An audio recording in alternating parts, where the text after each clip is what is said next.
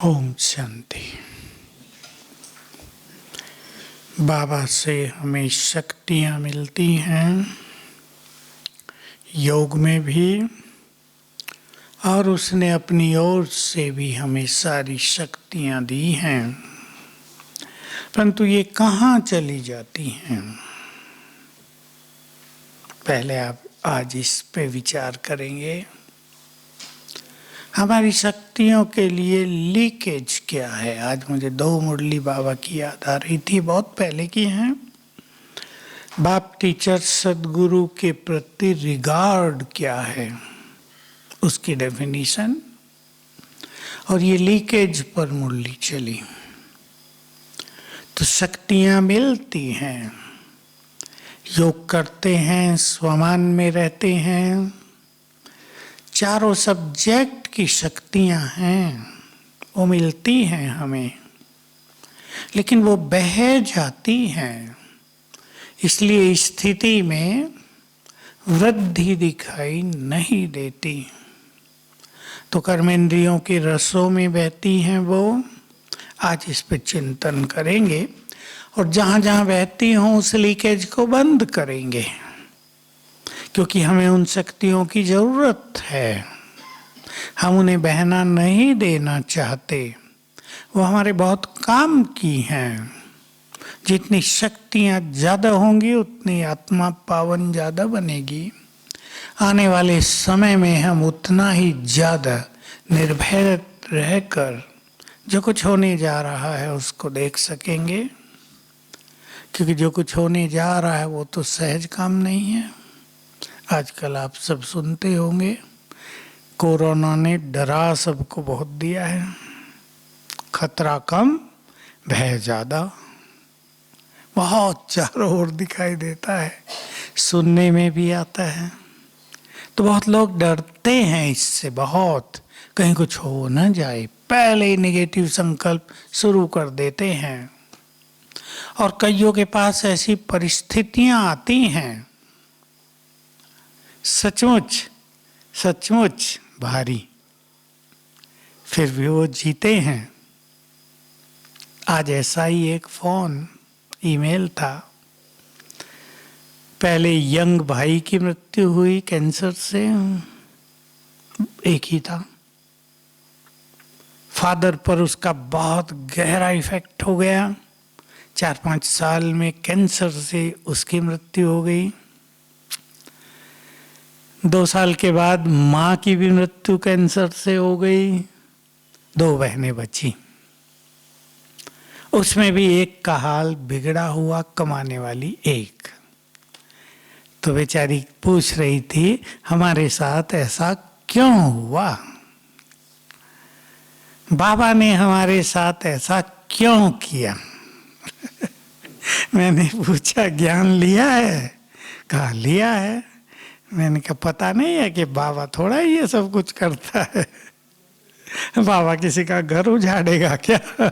वो तो घर बनाने आया है, बसाने आया है, सबके दुख हरने आया है। तो अति दुखी में, दुख में बाबा पे भी विश्वास ढीला पड़ता जाता है, इसमें कि बाबा हमें मदद नहीं करता। देखो संसार में हमें अकेला छोड़ दिया है बाबा ने। मैंने कहा बस यही तो तुम गलती कर रहे हो, बाबा ने अकेला छोड़ दिया या बाबा तुम्हारे साथ है, तुमने उसको छोड़ दिया है। सोच लो क्या किया। तो आने वाले समय में तो ये दुनिया खाली होनी है, तो शक्तियों की हमें बहुत ज्यादा जरूरत है और होगी। मैंने बाबा की वो बात कई बार यहाँ सुनाई है, प्रकृति के 5 तत्व और माया के 5 विकार एक साथ फुल फोर्स से अटैक करेंगे। तो बहुत पावर चाहिए हमें। तो हमें महत्व भी देना है इस चीज को कि आने वाले समय के लिए हमें बहुत शक्तियाँ इकट्ठी करके रखनी है। जैसे लौकिक में माँ बाप, अगर उनको 4 बच्चे हैं तो देखो क्या क्या तैयारी करके रखते हैं। माताएं बैठी हैं, कई माताओं की तो लगता है छुट्टी है आज, चली गई क्या? सेवाधारी माताएं चली गई या हैं छुट्टी मना रही होंगी आज। हाँ वो तो खैर सुन लेते, बाहर सुनने में तो कुछ इधर बात की कुछ उधर की, थोड़ा सुना। मैं सोचा माताओं ने छुट्टी मना ली आज, अच्छी बात है। हैं 90 सेवाधारी, अच्छा अच्छा हिस्ट्री हॉल में बैठे हैं। अच्छा बारिश हो रही है आज? अच्छा आज ही तो बंद हुई। मैंने कहा सवेरे बाबा को, मैंने कहा कल क्लास थी, एक मीटिंग रख दी, बहुत फाग थी बहुत, क्या इसमें तो जाना ही मुश्किल है, बारिश हो रही है। आज मैंने कहा आज तो प्रभु जी कुछ कृपा दृष्टि रखना, प्रकृति को जरा कहो शांत हो कुछ, तो आज तो शांत है, अच्छा मौसम हो गया है। तो हमें अपने जीवन को वैल्यू देनी है, विचार करेंगे इस पर। अपने एक एक संकल्प को वैल्यू देनी है और समय को वैल्यू देनी है, तीन चीजों को। समय को वैल्यू देने वाले, बोलो आगे, जो समय को वैल्यू देते हैं, समय उनको, बोलो ठीक बोल रहे, हर जन्म में मदद करेगा। देखो विचार करो, इस समय की हमें कितनी इंतजार थी, युगों से थे या नहीं, कभी भगवान आएगा। ये थोड़ा ही पता था इस तरह हो जाएगा जैसे हो गया है, ये तो कल्पनाओं में भी नहीं था। मारेगा असुरों को, कभी किसी को मारने आया, कभी किसी को मारने आया, ज्ञान देने आया हो, पढ़ाने देने आया हो, ये तो जरा सा गीता ज्ञान का वर्णन है, बाकी तो कहीं नहीं है। वो भी एक छोटी सी घटना है महाभारत की। तो भगवान इस तरह टीचर बनकर हमारे पास आ जाएगा, इतना सुंदर समय हमारे जीवन में आएगा, ये तो किसी ने नहीं सोचा था। तो अपने जीवन को वैल्यू देना, इस समय को वैल्यू देना, ये परम आवश्यक है। मैं आपको एक संकल्प देता हूं, सभी अपने अंदर संकल्प भर ले। वो बाबा कहते हैं मुरली में, कभी कभी आता है वो, मैं तुम्हें अपना सब कुछ देकर खाली होकर वतन में जाकर विश्राम करूंगा। खाली होकर, भगवान खाली होता नहीं, लेकिन जैसे एक टीचर को पढ़ाना हो, भाई सिलेबस पूरा हो गया, बस और कुछ बचा नहीं अब पढ़ाने के लिए, कहेंगे ना पूरा हो गया, तो कौन खाली करेंगे उसे? तो संकल्प कर दें, बाबा तो सब कुछ देने आया है, क्योंकि जो कुछ है ये खजाने, ये हमारे काम आएंगे पूरा कल्प। उसको तो केवल एक ही चीज की जरूरत पड़ेगी, क्या है वो? दिव्य दृष्टि की चाबी। वो किसी को नहीं देता। क्या कहता है उसके बदले में क्या देता हूं तुम्हें? विश्व की बादशाही दे देता हूं, वो ले लो, बाकी चाबी नहीं दूंगा। सारे खजाने तुम्हारे, चाबी मेरे पास, है ना? बाबा भी कितनी होशियारी से काम करता है, भोलानाथ तो है। तो खाली करना है उसको। बहुत खजाने हैं हमारे लिए जो जन्म जन्म हमें काम आएंगे। देखो कैसा वंडरफुल खेल है। बाबा हम सबको इतना योग्य बना देता है कि पूरा कल्प हम सृष्टि को संभालते हैं। बाबा निश्चिंत, 2 युग तक तो पूरा निश्चिंत, देखने की भी जरूरत नहीं, कोई हमारी ओर भी नहीं देख सकता। और पिछले 2 युग, बोलो उत्तर आपको देना है, हमारी देखभाल। और भी कुछ बताओ। हम ही इष्ट देव देवी के रूप में संसार के सहारे बनते हैं। किसी को भी कुछ जरूरत हो तो कहाँ पहुंचेंगे? हमारे मंदिरों में। भले वो काम भी शिव बाबा करता है ऊपर से, लेकिन हमें माध्यम बनाकर तो पूरे कल्प के लिए हमें इतना योग्य बना जाता है। तो हम अपने से बात करें, बाबा तो सब कुछ देने आ गया है, अब हमें उससे सब कुछ लेना है। इसलिए जितने भी लीकेज हैं वो बंद कर दें। आंखें सारा दिन देखती हैं और सबसे ज्यादा एनर्जी आंखों से जाती है या नहीं? सबसे ज्यादा एनर्जी आंखों से जाती है।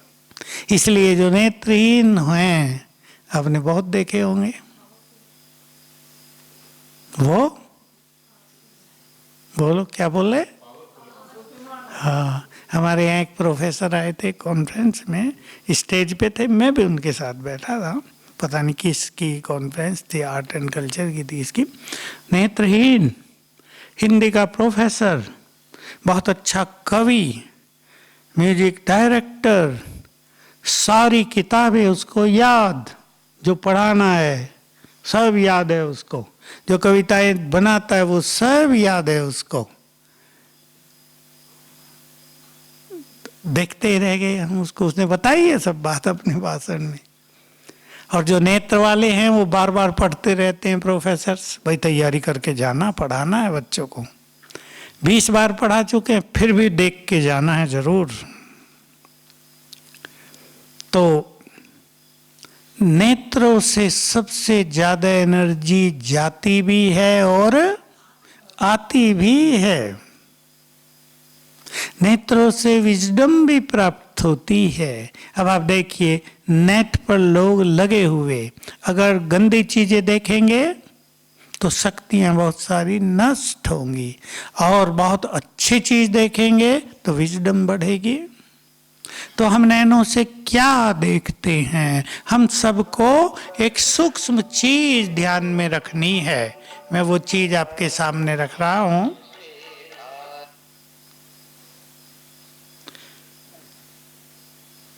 मैं वो चीज आपके सामने रख देता हूं। सारा दिन हमारी दृष्टि देह की ओर रहती है। बहुत सूक्ष्म चीज है ये। तो हमारी सूक्ष्म शक्तियां नष्ट होती रहती हैं। बहुत ध्यान देंगे इस बात पर। और अगर आत्मिक दृष्टि में रहेंगे तो बोलो, और कुछ बोलो। दूसरों को आत्मा देखने से हमारे द्वारा दूसरों को वाइब्रेशंस प्राप्त होंगे, तो हमारे द्वारा बहुत बड़ी सेवा होती रहेगी। और हमें कुछ भी निगेटिव वाइब्रेशंस किसी से नहीं आएंगे। तो हमारी दृष्टि पर हमें ध्यान देना। मुरली चल चुकी है, 2-3 दिन से चली है, बहुत चले ना साकार मुरली रोज सवेरे की। चने के लिए बाबा ने बात की थी ना पीछे, याद है? चने आज की मुरली में था नहीं? बाजार में जाती हैं टीचर बहनें भी देख लेती है, कहते एक दिन खाने में थोड़ा ही कुछ होगा। चने की बात बाबा ने की थी। चने तो खैर क्या कोई खाएगा, पर किसने और अच्छी अच्छी चीजें खाई हो तो उनकी ओर आकर्षण जाता है। आंखों के लिए कहा था, कोई क्रोध कर रहा वो भी आंखों से ही दिखता है, तो क्रोध करने लगते, मुख चलने लगता है। दूसरी, हमारी शक्तियां बहुत नष्ट होती हैं व्यर्थ सुनने से, व्यर्थ ज्यादा बोलने से। इसलिए योग अभ्यास में सफलता के लिए मौन का बड़ा महत्व है। पहले तो हमारे यज्ञ में यहाँ पांडवों ने, जब तक दीदी मनमोहिनी थी, कोई है उनके समय के हैं, तो सोमवार और गुरुवार, अनिल बैठा है ना, सोमवार और गुरुवार मौन ही चलता था। और दीदी चक्कर लगाती रहती थी खाने पर भी, और चारों ओर कोई बोल तो नहीं रहा, कहती नहीं थी चुप रहो बस। और सब बहुत सिंसियरली फॉलो करते थे और योग अभ्यास अच्छा होता था। दोनों ही दिन शाम को 6 से 8 बहुत पावरफुल योग अभ्यास चलता था। सो यहाँ चलता ही रहता है। तो इन चीजों से हमारी शक्तियां नष्ट होती है। विचार करो, कहीं हमारी आसक्तियां गई हैं तो शक्तियां नष्ट होंगी। हमें बहुत सारी इच्छाएं हो रही हैं, शक्तियां नष्ट होंगी। हमारे कहीं आकर्षण हो रहे हैं, शक्तियां नष्ट होंगी। तो बड़ी सूक्ष्म गति है। हमारे मन में पर चिंतन चल रहा है, हमारी दृष्टि दूसरों के अवगुणों पर जा रही है, हमारा मन बहुत ज्यादा सोच रहा है, तो शक्तियां नष्ट होंगी, होंगी या नहीं? बहुत चल रहा है मन, शक्तियां नष्ट हो जाएंगी। अगर एक बार क्रोध आ जाए, 6 महीने की शक्ति नहीं, इतना तो नहीं कह रहे पर आज सवेरे जो योग किया था और क्रोध आ गया तो वो शक्तियां नष्ट हो जाएंगी। तो सारे विकार और सारे कर्मेंद्रियों के रस हमारी शक्तियों को नष्ट करते हैं। हमें इन्हें रोकना है, चाहे वो खान पान का ही रस हो। अगर आसक्तियां बहुत हैं तो शक्तियां उधर बहती ही रहेंगी। तो सभी अपने से बात करेंगे कि हमारी शक्तियां जो हम बाबा से लेते हैं वो जमा रहें, क्योंकि अब आने वाले समय में उनकी बहुत जरूरत होगी। मैं एक संकल्प और दे देता हूं आपको, उसका चिंतन करते हुए सो जाना। आज सोने के लिए चिंतन नहीं है, ये अच्छा चिंतन है कि मुझे आने वाले समय में ये महान कार्य करना है। अपना अपना काम चुनेंगे सभी। आपने सुना हो व्यक्त बाबा की कभी कभी ये मूल्य आई है कि ज्यादा नहीं तो किसी एक चीज के स्पेशलिस्ट बन जाओ, ताकि उस चीज के आधार से तुम सेवा कर सको। जैसे डॉक्टर्स होते हैं तो किसी एक चीज के, भाई हम दृष्टि देकर दूसरों को गहन शांति का अनुभव करा सकते हैं, हम 2 शब्द बोलकर किसी के मन को हल्का कर सकते हैं, हम अपने वाइब्रेशंस देकर किसी की समस्याओं को समाप्त कर सकते हैं। बहुत सारे फील्ड हैं हमारे पास। किसी भी एक सेवा के लिए अपने को तैयार करें, क्योंकि मधुबन क्या बनने वाला है? महान तीर्थ, लाइट हाउस। और मैं वो बात आज कहीं याद दिला रहा था तो आपको भी फिर से याद दिला देता हूँ।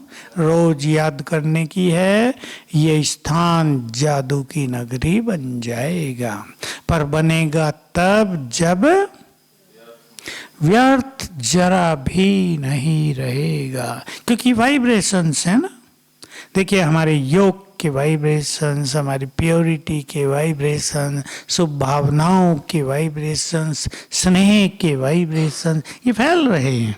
और इनमें कुछ व्यर्थ के भी वाइब्रेशंस फैल रहे हों तो उन सब वाइब्रेशंस की जो दिव्यता है वो फीकी पड़ जाती है। तो हम सभी इसको लक्ष्य बना लें कि इस महान भूमि को, जो आने वाले दिनों में महान तीर्थ बनने वाला है, आप ही तो नहीं बनाएगा, बनाएंगे हम। महान आत्माओं ने, स्वयं ब्रह्मा ने यहाँ तपस्या की, स्वयं जगदम्बा ने यहाँ तपस्या की। सोचो जब लोग सुनेंगे ये बात क्या होगा। ब्रह्मा ने तपस्या की थी आबू पर, चलो वहां। जगदम्बा सरस्वती वहां प्रकट हुई थी, उसने गहन तपस्या की थी, चलो वहां। तो उनके वाइब्रेशंस उनकी उपस्थिति का अनुभव भी कराएंगे। केवल वाइब्रेशंस लोग लेकर नहीं जाएंगे। जिन महान आत्माओं ने यहाँ तपस्या की है उनकी उपस्थिति का अनुभव होगा, और उपस्थिति का अनुभव अर्थात मदद, बहुत ज्यादा मदद उनको प्राप्त हो जाएगी। तो हम सभी को अपने लिए कोई एक महान कार्य चुन लेना है। अब मान लो मधुबन में एक ही दिन में, मैं कम से कम संख्या बता रहा हूं, 10,000 आ गए, हो सकता है इससे ज्यादा हैं, 10,000 आ गए यहाँ मधुबन देखने के लिए। थोड़ा ब्रह्मा भोजन खा लें, देना पड़ेगा उनको पैक करके, भाई खाओ, ये भोग यहाँ का प्रसाद है, वो भी हो जाएगा। लेकिन अब वो केवल भोजन खाने तो नहीं आएंगे, वो केवल देखने तो नहीं आएंगे जगह को। तो हमारा कर्तव्य होगा कि उनको हम कुछ देकर भेजें। क्या देंगे? बोलो क्या? नहीं, क्या? किसी को शक्तियां। देखो, भिन्न भिन्न कामनाओं से लोग यहाँ आएंगे। तीर्थों पर भी जाते हैं ना लोग, कामनाएं लेकर जाते हैं, और बार बार लोग इसलिए जाते हैं कि उनकी कामनाएं वहां पूर्ण होती हैं, चाहे वो अल्पकाल के लिए हो जाए। छोटी छोटी कामना लेकर लोग जाते हैं, भाई बच्चा बीमार है, मिन्नत मान ली कि इसको ठीक कर दो, हम आपको ये चढ़ाएंगे, फिर चढ़ाने जाते हैं।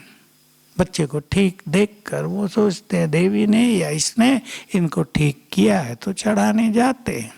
तो यहाँ भी लोग भिन्न भिन्न कामनाएं लेकर भी आएंगे।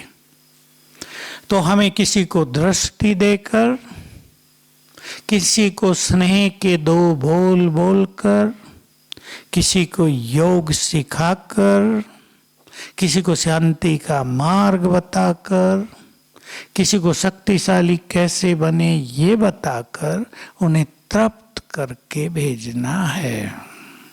ये काम हम सबको करना है, और इसमें हमें ये ध्यान रखना होगा कि हमारे बोल में ऐसी पावर हो जाए।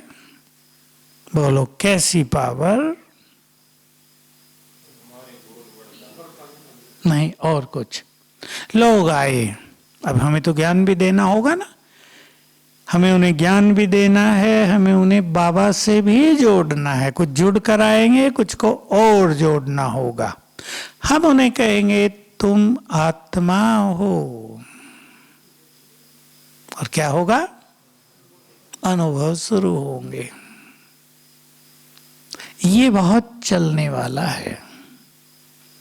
देखो, बाबा का पाठ तो गुप्त रहा, पर बाबा के द्वारा ये बहुत सारे अनुभव हुए ना, आने वालों को बहुत हुए थे। लेकिन ब्रह्मा और सरस्वती का पाठ गुप्त है ड्रामा में, इसलिए उनके मंदिर भी ब्रह्मा के तो लगभग हैं नहीं, 2-4 हैं थोड़े थोड़े, और सरस्वती के बहुत ज्यादा हैं। तब तो वो गुप्त रही, लेकिन अब क्या होगा? बोलो। मैंने कई बार ये बात कही है, लोग सोचते पता नहीं ये क्यों बोलता है ऐसे ऐसे। मामा से हम सबका मिलन निश्चित है। बिना माँ के ही पैदा हो गए ना बहुत सारे लोग तो यहाँ, तो माँ को देखेंगे या नहीं? पालना होगी, विश्व प्रसिद्ध होंगी वो पुनः। बहुत बड़ी मान्यता है जगदम्बा की भक्ति में, और द्वापर से शुरू हो गई थी।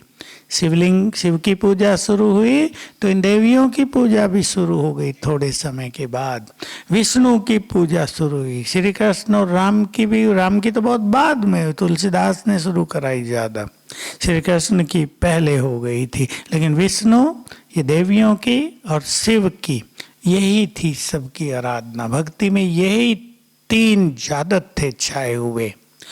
तो इनका जो रोल है देवियों का, वो बहुत वंडरफुल एंड में चलना है, चलना है, वो हम सब देखेंगे।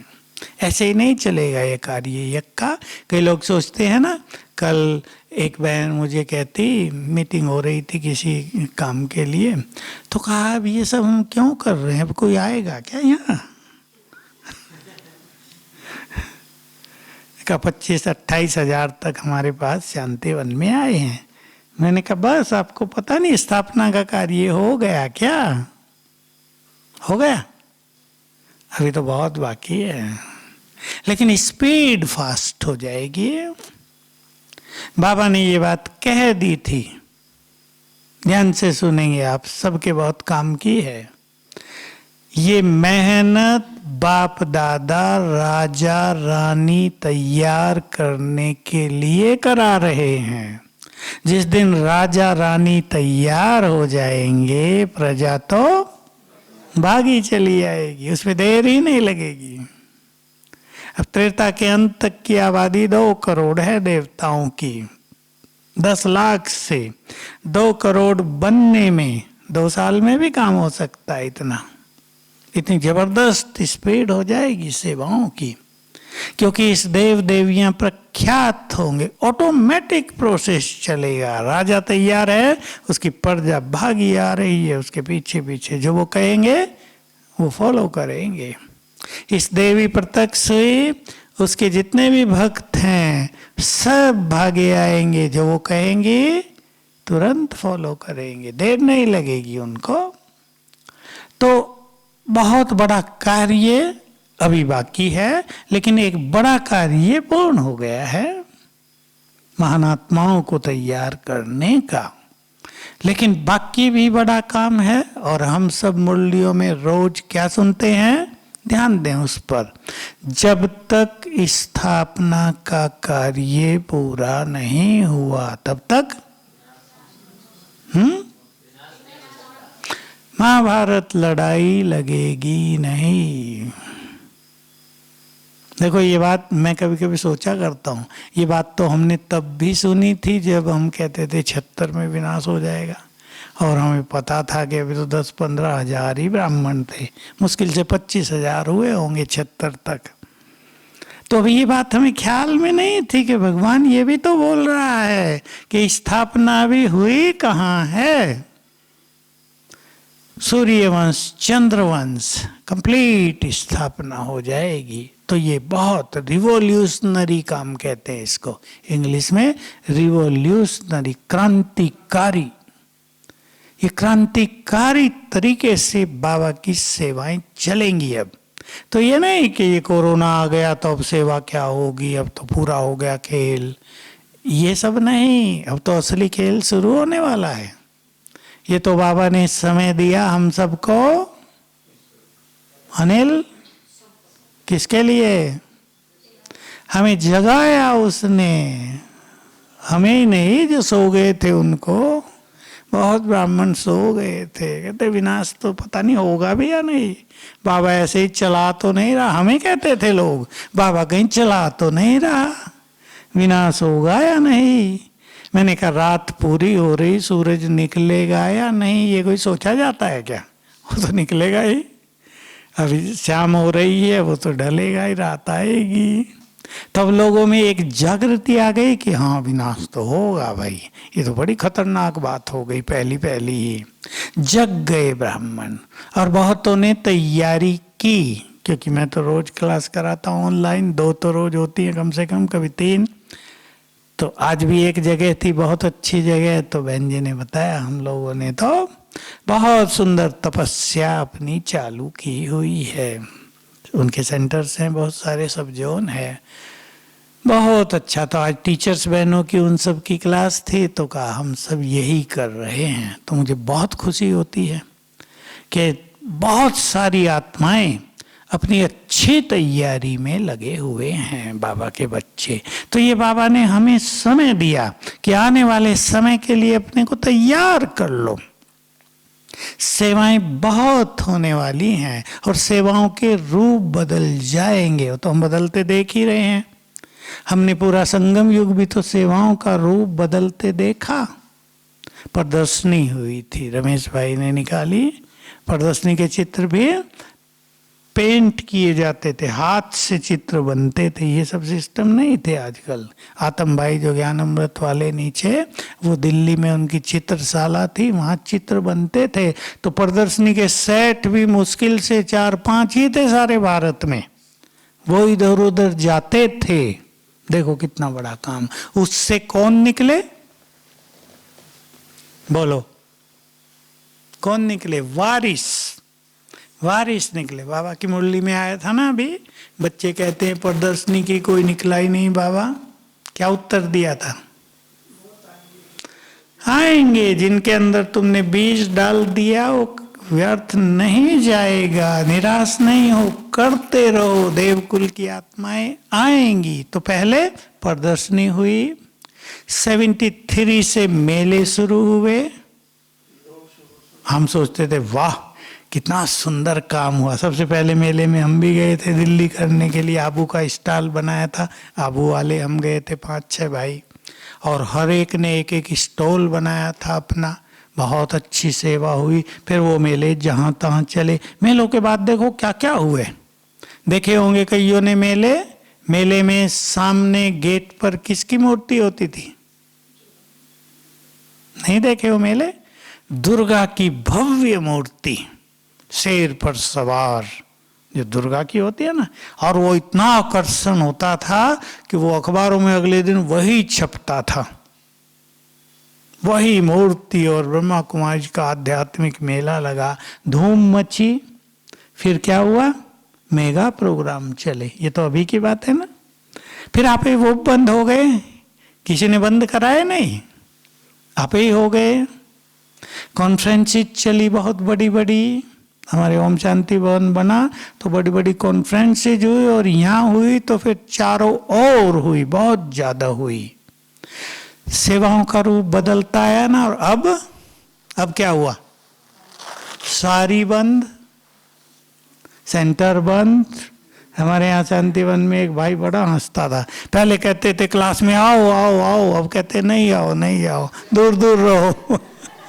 पहले कहते थे समीप आओ, अब कहते दूर रहो। बड़ा हंसाता इंजीनियर है वो। तो देखो कैसे बदला, ऑनलाइन सेवा शुरू हो गई। अब कुछ और शुरू हो जाएगी।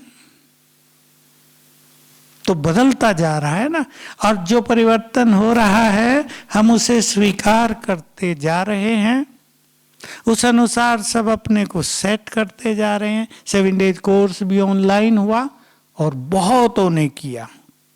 कई दिन पहले संख्या वो 60,000 हो गई थी। हम उसके क्वेश्चन आंसर करते हैं, 80 क्वेश्चन आए हुए हैं, 20 का उत्तर दिया है, 20 का और देना, 2 सेशन और लेंगे। तो देखो कितनी बड़ी सेवा हो रही है। बहुत लोग फोन करते हैं, मैं उनसे पूछता हूँ ज्ञान लिया है? कौन सा ज्ञान? पूछते हैं कौन सा ज्ञान?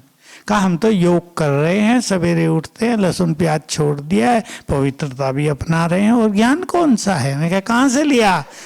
ऑनलाइन लिया, ये तो ऑनलाइन लिया है, यूट्यूब पे देखा है सब कुछ। तो सेवाओं के रूप बदल गए ना, देखो। तो बाबा कहते थे विज्ञान के ये सब साधन स्थापना में काम आएंगे, फिर विनाश में काम आएंगे। तो बहुत बड़ा काम हो रहा है ना। तो अगली सेवा क्या होगी सोच लो, बोलो बाबा राम। साक्षात्कार की सेवा, दृष्टि की सेवा, हमें ये भूलना नहीं है। आने वाले समय में सेवा उनके द्वारा होगी, बोलो बहनें बताएंगी किनके द्वारा? जो सर्व खजानों से संपन्न होंगे। तो उनकी स्थिति से सेवा होगी ना, उनका एक एक बोल काम करेगा।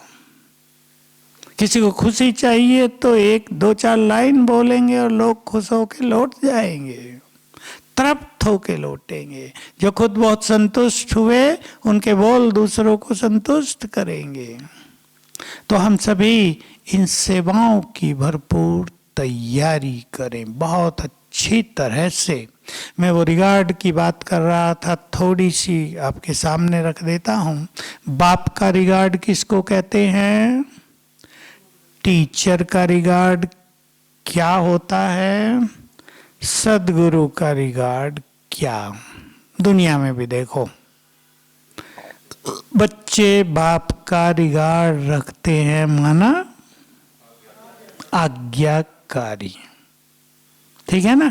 माँ बाप पालना करते हैं, बच्चे उसकी पालना का रिटर्न भी देते हैं योग्य बनकर, और माँ बाप का वैसे भी रिगार्ड रखते हैं। मन में भी रिगार्ड है, ये हमारे माता पिता, इन्होंने हमें जन्म दिया, इन्होंने हमारी पालना की, इन्होंने हमें पढ़ाया लिखाया बड़ा किया है। अब देखो हम सब क्या सोचेंगे, भगवान ने हमें जन्म दिया, माँ कौन बने? ब्रह्मा, भाग्य विधाता। तो भाग्य कैसा लिख दिया? जिसकी माँ ही भाग्य विधाता हो, तो माँ अपने बच्चे का भाग्य कैसा लिखेगी? माताएं बैठी हैं ना एक दो, आपके हाथ में पेन दे दिया जाएगा, लो 2 बच्चे, इनका भाग्य लिख दो। क्या लिखेंगी माताएं? कन्याओं को तो लिखना आएगा नहीं, आएगा ना लिखना? अच्छे से अच्छा भाग्य लिख देंगे ना। तो बाबा ने जन्म दिया, बहुत सुंदर पालना दी। अब सवेरे सवेरे पढ़ाने आ जाता है। देखो सवेरे सवेरे मिलता है हमसे, रोज माजून खिला देता है। बाबा कहा करते थे, अभी शब्द आया था ना कोई, चोप चीनी, सिंधी शब्द है ये।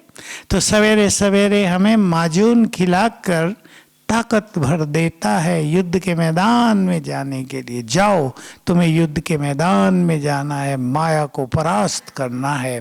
तो हमारा रिगार्ड है उसके लिए। पालना भी दी, प्यार भी दिया है, अपनत्व दिया है, सबको अनुभव है ना, बहुत रिगार्ड है। टीचर, हमें क्या उसकी पढ़ाई का रिगार्ड है? सब सोचेंगे। क्या हमें वैल्यू है कि बहुत बड़ी पढ़ाई उसने हमें पढ़ाई है? टीचर बनकर आया तो बहुत बड़ी पढ़ाई पढ़ा दी। आप सबको एक चीज याद होगी, मैं आपको बताऊं, आपके किसी टीचर ने आपको कोई चीज बहुत अच्छी पढ़ा दी हो, उसके लिए जीवन भर रिगार्ड रहा या नहीं? रहता है ना। हमें याद है 9th क्लास में एक मुस्लिम टीचर हमारे फिजिक्स केमिस्ट्री के टीचर थे, बहुत अच्छा पढ़ाते थे। इतना अच्छा कर दिया उन्होंने हमारे लिए कि फिजिक्स केमिस्ट्री हमारे लिए खेल बन गया। तो हमें बड़ा प्यार रहता था उनके लिए, बड़ा रिगार्ड। वो भी अभी बीएससी करके आए थे, 2-3 साल से ही पढ़ा रहे थे। तो मुझे याद रहता है, भगवान ने इतना अच्छा पढ़ाया, कितना अच्छा। क्या बना देंगे हमें? विश्व महाराजन। इतना योग्य बना देते हैं पढ़ाकर, हमारी बुद्धि को डिवाइन बना देते हैं पढ़ाकर। पढ़ाई का सबसे ज्यादा इफेक्ट होता है बुद्धि पर। बुद्धि का विकास कर देते हैं, हमें बहुत डिवाइन बना देते हैं। तो हमें बाबा का रिगार्ड और बाबा के एक एक महावाक्य का रिगार्ड रहे। चिंतन करना है सबको, क्या हमें बाबा के हर एक महावाक्य का रिगार्ड है?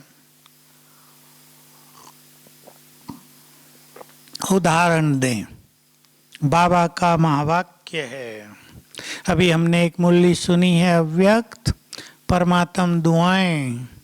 बाबा ने 4-5 बातें सुनाई थी ना।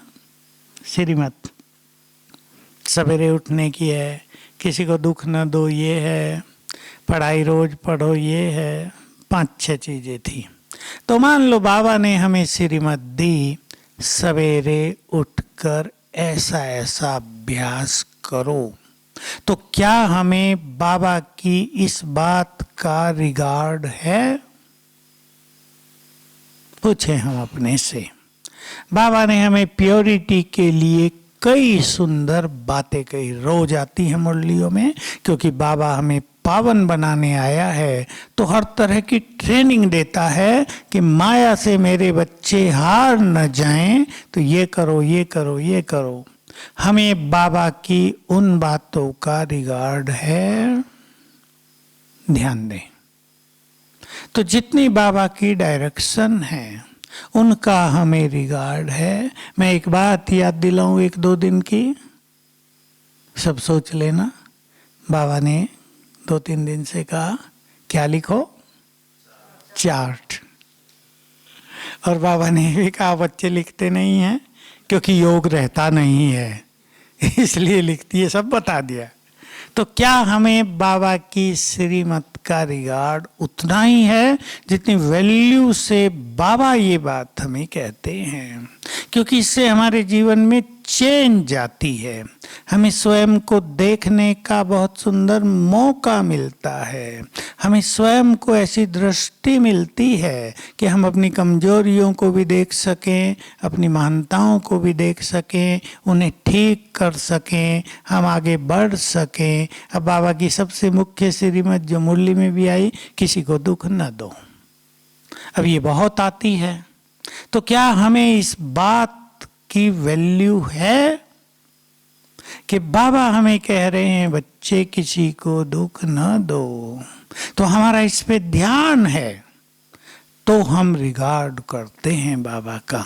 तो चिंतन करना आप सभी, परम सद्गुरु का रिगार्ड, उसके द्वारा दिए गए महामंत्र का रिगार्ड, उसके द्वारा जो राय हमें दी जाती हैं उनका रिगार्ड, टोटल मुरली का रिगार्ड। क्या मुरली के लिए उतना ही रस हमारे जीवन में है? क्या मुरली की वैल्यू को उतनी ही वैल्यू हम देते हैं जितनी वैल्यू बाबा देता है? या हम सोचते हैं कि ज्ञान तो सब हो ही गया, बाबा वही वही बात तो बताते हैं, बाबा वही वही बात बताते हैं, या कुछ और जोड़ेंगे इसमें? देखो मुरली को इस ढंग से सुनेंगे सभी, बातें तो वही हैं, इसमें तो कोई संदेह नहीं, लेकिन बाबा हमें स्मृतियां दिलाते हैं रोज रोज। और स्मृति एक दिन में नहीं आया करती, क्योंकि 5000 साल की स्मृतियां हैं।